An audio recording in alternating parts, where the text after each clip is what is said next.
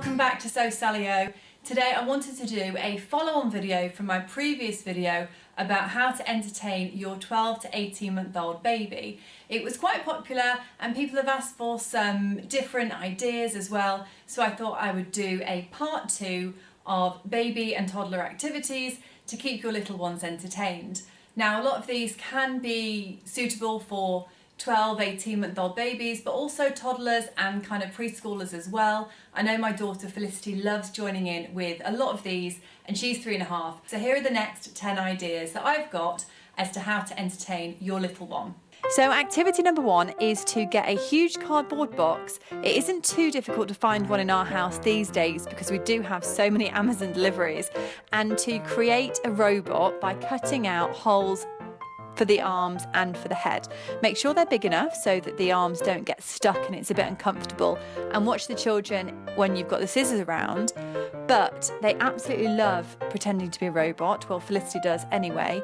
And afterwards, when they are finished being a robot and being trapped for a while, they can colour it in outside. We sometimes turn cardboard boxes into boats outside, just giving the children felt tip pens and making sure that they're in old clothes and they are outside in the garden so they're not going to make too much mess. But activity number 1 is cardboard box. I think the options are endless with this, and don't just throw anything away because any cardboard box of any description can always be used in some craft activity. Activity number 2 is to create slime. Now I know there are so many videos on the internet about different types of slime and I'd never done it before, so I just went for a pretty standard fluffy slime type recipe.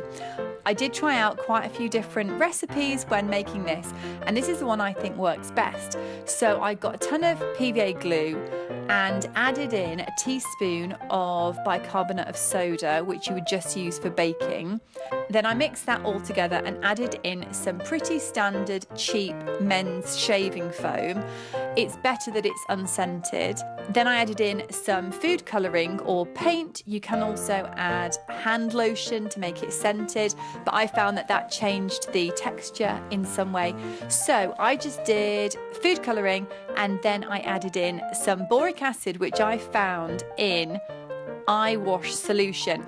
You can get it in contact lens solution or in eye drops, but make sure that it does have boric acid in it somewhere, otherwise it won't change the consistency of the whole slime to make it properly slimy. Don't worry, it sounds bad, but it's not toxic, and as long as the children don't put it in their mouths, it's fine for them to play with. You can use different recipes. You can make normal slime, fluffy, butter slime by adding in different bits and pieces. It can be stored for a few days, and you can make lots of different colours using different food dyes so that it is safe for the little ones. But you might want to just make sure you wash their hands well afterwards, just in case.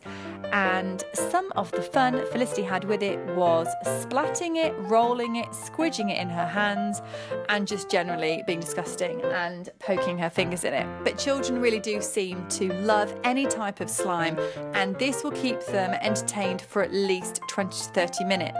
So next we have balloons. It sounds really simple, but children absolutely love them. I think Hugo in particular loves the balloons.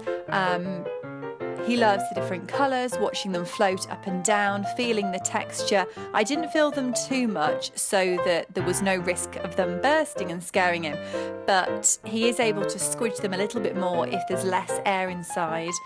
I also put rice in some of them. While the balloon was deflated, I just shoved a little bit inside and then blew it up as normal, and he was able to shake these around and have lots of fun with them. He also quite liked playing a game of finding out which one was the one that made the noise, and he was a bit confused at first when the ones without the rice didn't shake, but it was still lots of fun. You can also play better games with the older toddlers of kind of hitting it back and forth, a bit badminton style. Felicity loves banging people on the heads and also rubbing it against the hair on your head and seeing the static. Next one is water play. Now we've got this little Tykes table that we have outside in the garden, but you can really use any big tub, washing up bowl, any container of any kind to put water in it in the garden. And you can add cups and watering cans and any kind of plastic play kitchen bits and pieces for them to play with in the water. Make sure you have a towel handy nearby and that they are in old clothes and that it's quite warm weather because they get really, really wet and you don't want them getting too cold. Next is painting. Now, I did try a few different ideas with this one. You will need quite a lot of paint to make it all mix in together. At first I used the cling film, but you'll see it wasn't that successful because Felicity quite quickly burst it with her fingernail. So I found using an A4 plastic wallet much better. You can add any colours of paint inside and squish it all up, mix them around to make different colours.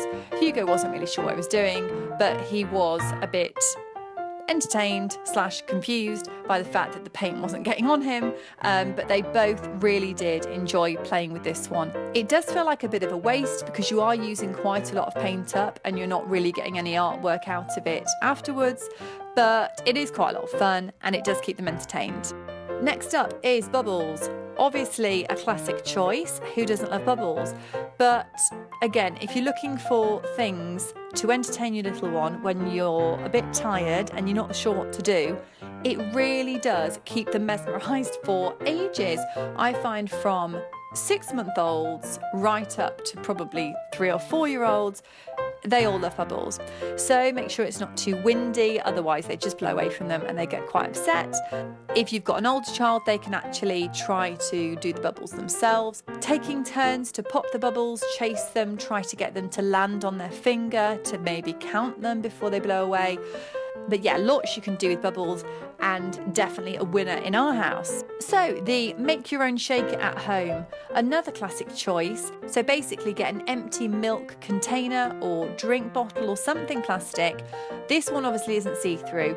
It is better if you can get a completely see-through plastic drinks bottle because then you can see exactly what's inside. But you can add anything really that makes a noise. I added in some beads from a set we had, rice and some pasta. I have made these in the past where I kind of painted or dyed the pasta, but I didn't really have time today.